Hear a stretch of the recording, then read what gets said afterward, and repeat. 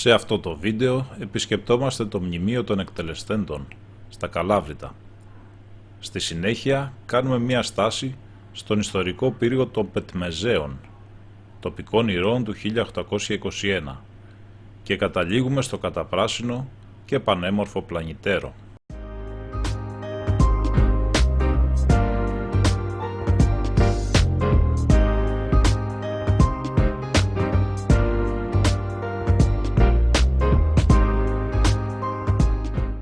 Ένα από τα ξεχωριστά μνημεία της πόλης των Καλαβρίτων είναι ο τόπος της θυσίας.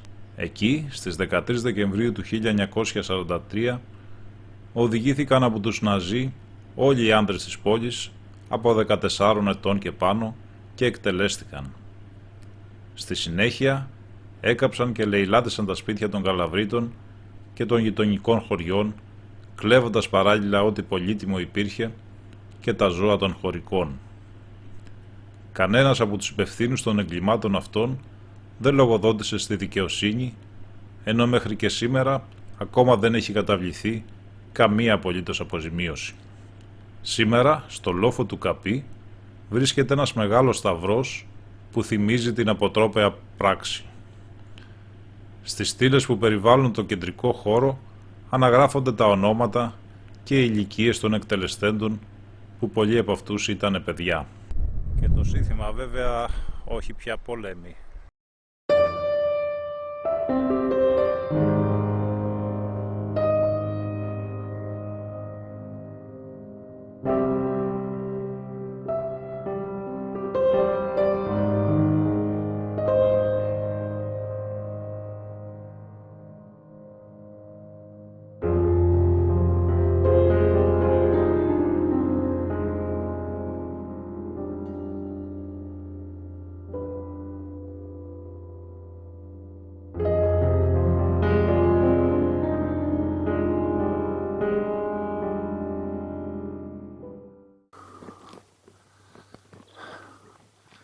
Και από εδώ είναι η ανάβαση για το Σταυρό στην κορυφή του μνημείου.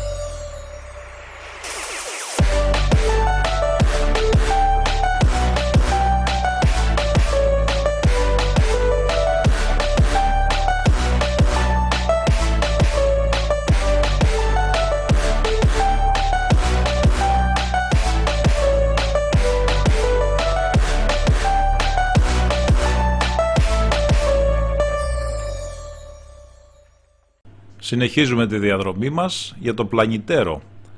Θα κάνουμε μια στάση στο χωριό Κάτω Λουσί για να δούμε τον ιστορικό πύργο των Πετμεζέων. Διατηρείται σε καλή κατάσταση και είναι ένας από τους παλαιότερους πύργους της ορεινής Πελοποννήσου. Ανάγεται στο 17ο αιώνα. Αποτελεί χαρακτηριστικό δείγμα οχυρωμένης κατοικίας, με μεγάλο αριθμό πολεμίστρων.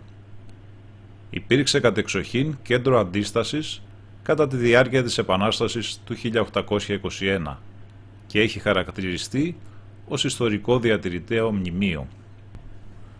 Ο πύργος αποτέλεσε ορμητήριο της οικογένειας των Πετμεζέων, η οποία σύμφωνα με την παράδοση προερχόταν από την Ήπειρο, από όπου αναγκάστηκε να φύγει και να εγκατασταθεί στους Κάτω Λουσούς Καλαβρίτων.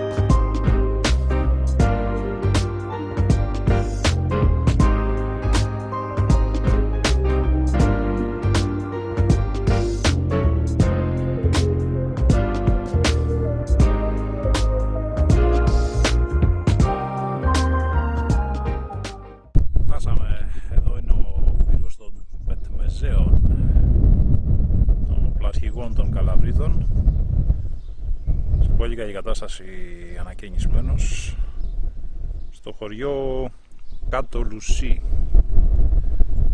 Είναι στο δρόμο για τον Πλανητέρο από τα Καλάβρητα.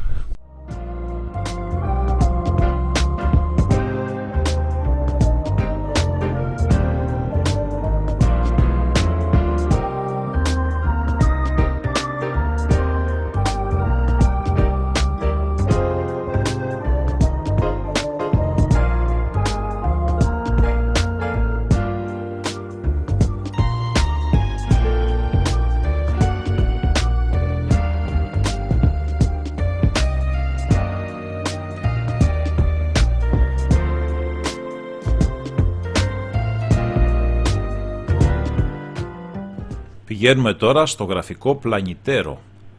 Βρίσκεται σε υψόμετρο 700 μέτρων σε ένα μοναδικό τοπίο με καρυδιές, πλατάνια και τα ορμητικά νερά γύρω από τις πηγές του Αροάνιου ποταμού. Στο χώρο υπάρχουν πεστροφοτροφία που μπορεί κάποιος να κάτσει και να φάει ολόφρεσκη ψητή πέστροφα. Μέσα από την πλούσια βλάστηση διακρίνεται ψηλά το χωριό Άρμπουνας. Ένα απίστευτο δάσος με υπεραιωνόβια πλατάνια, οι νεροτριβές, η μία από τις οποίες ακόμα λειτουργεί, και οι πηγές του Αροάνιου ποταμού με τα νερά που αναβλύζουν μέσα από τα βράχια κάνουν το Πλανητέρο αγαπημένο μας προορισμό. Σε κάποια από τα τεράστια παλιά πλατάνια η διάμετρος του κορμού φτάνει τα 4 μέτρα. Η περιοχή του Πλανητέρου βρίσκεται εντός της περιοχής Natura 2000, όρος Χελμός και Ίδετα Στιγός. Πάνω από το δάσος βρίσκεται το χωριό του Πλανητέρου.